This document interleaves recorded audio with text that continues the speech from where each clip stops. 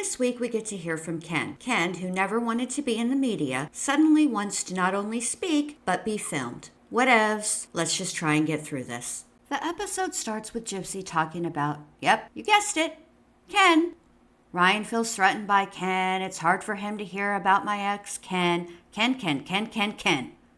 Ryan and Gypsy are preparing to go get a puppy. A puppy that Ryan has been saying they aren't ready for, but somehow this is his chance to set up his family the way he wants it set up. Also, there's this unfortunate scene.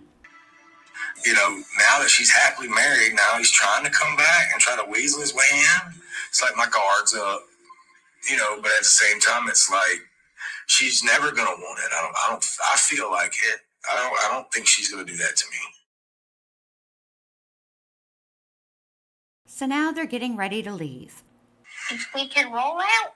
Baby, where was that towel? Did you see I got it. Oh, my baby's on point. When I tell you I got everything, My baby's on point. Shout out to the hot flash towel, the third roommate in the apartment. Meanwhile, in Cutoff, Christy and Rod are discussing a text Rod got from Ryan about Christy. Yeah, well, I was on the boat and Ryan called you. He texted me telling me some stuff about Ken and you were involved and he felt like you were stepping inside the circle or whatever. Right. That's when I called him and talked to him and I agreed with him. Gypsy and Ryan did a podcast.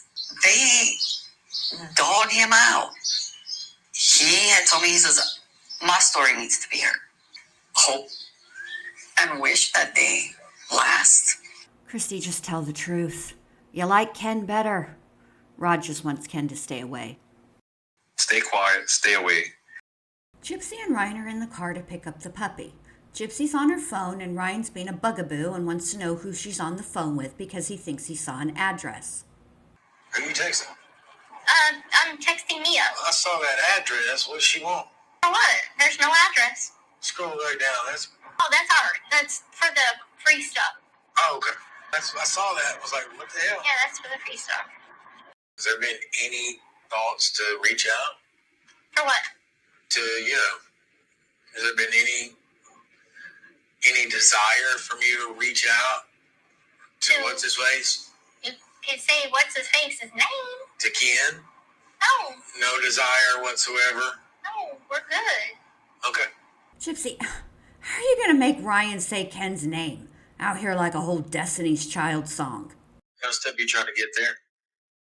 I'm just texting my sister, honey. Okay. So, relax. I'm very relaxed. Finally, they arrived to pick up the puppy. I've never been so glad to see a parking lot out in the middle of nowhere. Pixie is the best part of this whole episode because after this, things go to hell in a handbasket.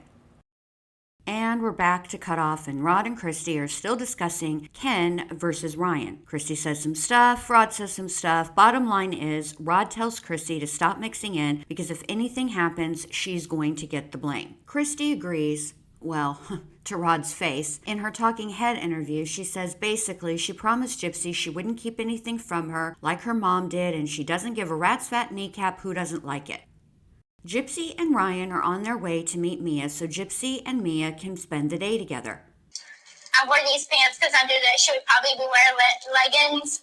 And if she's going to show her body, I wanted to too. That's nice. Sorry, I think them things on your chest are bigger too now.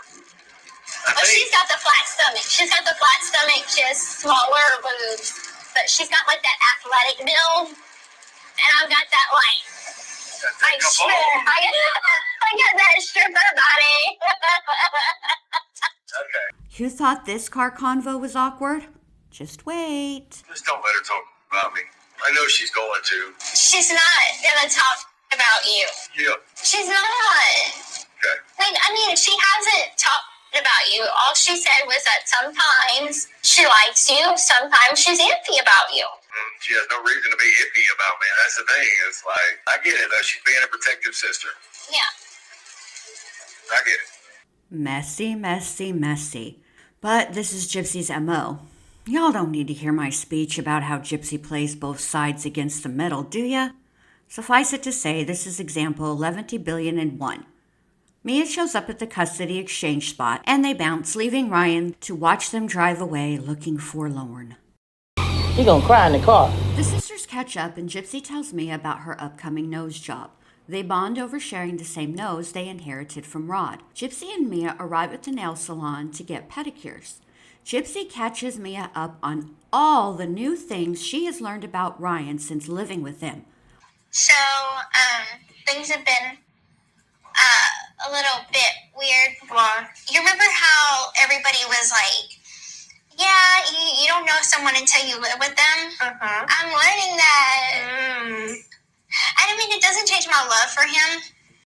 Brace yourselves. Gypsy's about to open the vault. But I didn't know that he snores like a grizzly bear.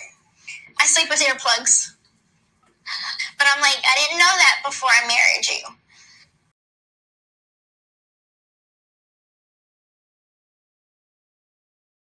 What about laundry and dishes and all? Okay, he's good at keeping up the dishes. I do the laundry. I'm not going to say he's a hoarder, but there's a lot of clutter. I hate clutter. My mom was a hoarder. That's what I was thinking. It's a problem for me. Like, it is like an OCD thing. I don't like clutter. Meanwhile, this counter situation is still a thing.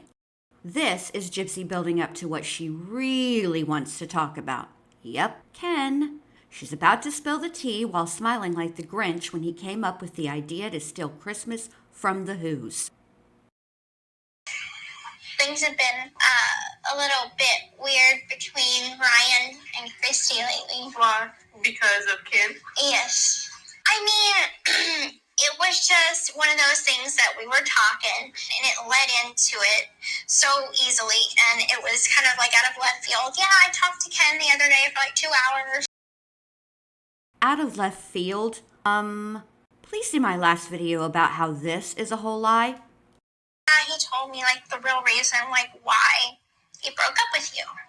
Oh, here we go with the not actually closure. And of course that was like a huge thing for me because like I never got closure with that. She's like, the reason why he left you is because he felt like he was doing the right thing by you. So she's like, he made the ultimate sacrifice by like, he loved you so much that he let you go. So stirred up a bunch of feelings, okay?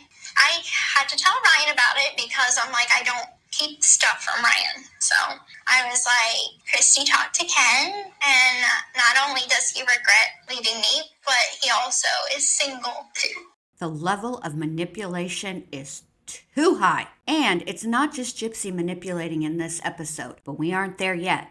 Mia is listening intently, but not really reacting until Gypsy tells her what Ryan said about Christy and that he texted Rod. His reaction was something to the fact of he thinks Christy's trying to sabotage our marriage. It's a slap in his face. And so he texted Dad. I don't blame her. It's the old adage, I can talk badly about my family, but you can't. I get it, Mia. Back at the apartment, Ryan is cleaning and talking about how, in addition to wearing a towel, he also wears his heart on his sleeve. So I called Rod. It was like, hey, Dad, here's the situation. I feel like Christy is not respecting my marriage. And he was like, man, I'll hit you back. Just hang tight. And then Rod called me and is like, I told Christy if she ever brought him up again, she'd be in trouble. You know, like if Gypsy wants to reach out, you let Gypsy reach out. Said, you're not going to be the reason that door stays open, Christy. And that's all I could ask for. Christy didn't want us to get married. Just accept the fact that Gypsy made the right choice with her life. I wish they would stop trying to protect her and trying to look for reasons for her to leave me. As they flash between Ryan's talking head interview and Ryan cleaning the apartment, I notice something. The flowers. This shot is from after this visit with Mia. Like way after. Meanwhile, back at the salon, Mia's asking the important questions. Well, I don't understand why you got Dad involved. You're a grown man. Why are you getting Dad involved? he could go to mom and say, look, I don't like that, you said this. Can you please not talk to her about this anymore? Mm-hmm. It makes me uncomfortable, and I don't think she needs to hear this kind of thing. Gypsy defends Ryan. Kinda. I don't think he's not comfortable yet. And he can't vent to me because I'm like, well, stop bashing mom. Oh, slipping in the subtle shade about him bashing y'all's mom. And he's like, well, do you want him? Go be with him. If that's what you want, now's the time to tell me. Like, did you think about it? I mean, no. That wasn't very convincing at all. Not convincing at all, Mia. No, of course not. No. So, I can't focus on anything else but this marriage. Right. Even though, as much as I love Ryan and I love our life together, a part of me wonders that, me pushing a wedding and getting married in prison, did I change the course of my fate? You can't change fate, Gypsy. That's why it's fate. Mia and Gypsy leave the salon and are back in the car. The level of awkwardness is about to reach a level so high that the only way I know how to deal with it is to make jokes. Gypsy starts out talking to Mia about doctors and how she's got to go see a primary care first. Then, out of nowhere, without warning, this happens. The really sucky part is I still haven't orgasmed. I've never orgasmed with a partner. Damn, Gypsy. You told the world every night was like a Metallica concert, but now it's like Kenny G. Yikes. But just when your brain begins to process that, Gypsy, like some 90s Billy May commercial, is like, but wait, there's more. Yeah. I don't know. So something happened, though. What? Are you pregnant? It's at this point that the editing staff decides to flash to Rod cleaning his boat. Bruh, yeah, we get it. You're worried about the backlash Chrissy's gonna get due to her constant meddling. Chrissy's already said she doesn't care. Don't stress it. Okay, now we're back in the car with Gypsy and Mia. No, I'm not pregnant. It only happened 2 nights ago. Did you take anything? Oh my God. You still can. There's still time. So you could take something up to 72 hours. Yikes on mics. Thanks, Mia, for the lesson in emergency contraception. Then Gypsy reveals that she's not sweating it because it happened last month too, and nothing happened. Do you even care to take anything? Because it seems like you don't want to. No, I don't care. I don't feel like it's going to happen because it didn't happen last month. Back to Rod working on his boat and something about 2 steps forward and 2 steps back. He could have been singing a Paula Abdul song. I don't know. I wasn't really paying attention. Back to the car ride convo from hell. To be 6 months from now and you're pregnant and you're like, do I even want to be with this man? For them to not be careful right now, it's kind of scary when she brings it up. She hasn't taken the precaution of, going get that extra, medication to make sure that it doesn't happen. You're so stressed out right now. I have what I ultimately want in the big picture, but then I also have the things that I'm like, okay, well, I have a full plate right now, and I can't donate my time solely to raising a child at this point. Maybe this was just a very poor choice of words, but Gypsy, you're talking about a child, not community service. Mia points out that Gypsy can't get a nose job if she's pregnant. I want you to get all the things that you want first. Mm-hmm. You won't have to get your nose done. Gypsy goes from this to, let's stop at the store for emergency contraception. I won't. If you're pregnant, you can't undergo rhinoplasty. Yeah. There's a lot of things we may need to stop at the store and get morning after pill. We can. Hey. What you doing? I just came back from... Yeah, you been having fun? Yeah. I told Mia about, a few nights ago's event. What? What event? Our little tussle in the sheets.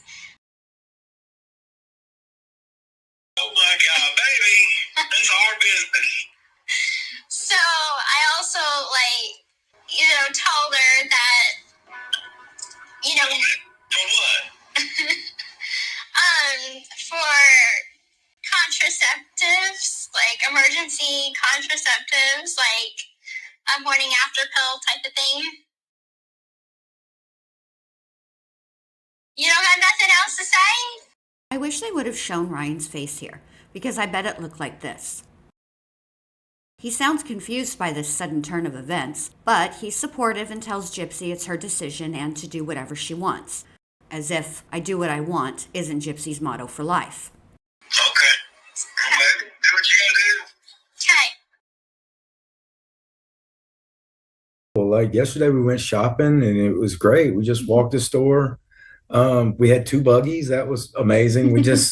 I wanted Gypsy to feel free to get whatever she wanted, and she got some stuff. And I was like, I want this, I want that. Yeah, like it's kind of funny. She actually bought, like, I'm gonna tell them, you bought like a baby clothes for like a future baby. And I was kind of like, we're not there yet. Like, slow down. It was so cute. I had to get the outfit for just in case later down the road. So like when we walked through that section, I was like, keep walking, You're like, keep walking, don't stop. We're not there yet. Well, I'm not judging them for it. It happens. No, I mean, it happens. It's whatever. It happens, it's whatever. Are you talking about pulling out or giving Ryan's performance in the bedroom a Google review? Because I can't tell. There's a lot of roadblocks that we're having to face right now.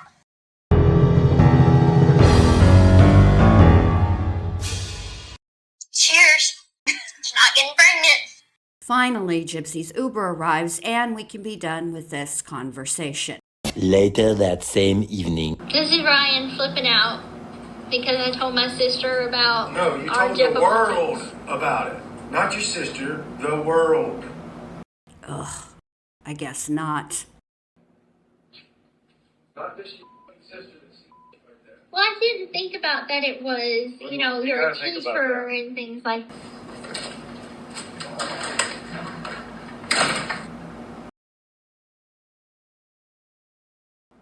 This whole thing seems as disingenuous as that "the D is fire" post. Here you are freaking out, I and know, then you're I'm switching up okay because with being- No, I'm not switching up because I'm on camera. I'm mad. This clip makes even less sense. Frankly, Gypsy was trying to catch Ryan yelling and screaming and he didn't. Now she's mad and he's over there trying to convince her that he's mad?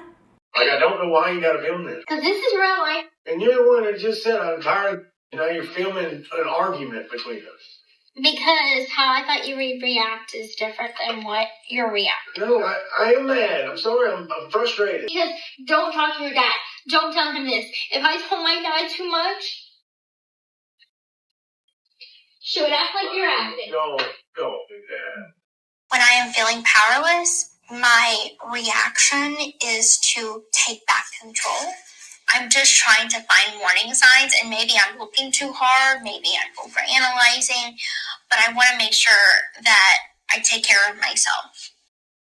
Are you looking too hard? Or are you trying to set up Boo Boo the Fool over here?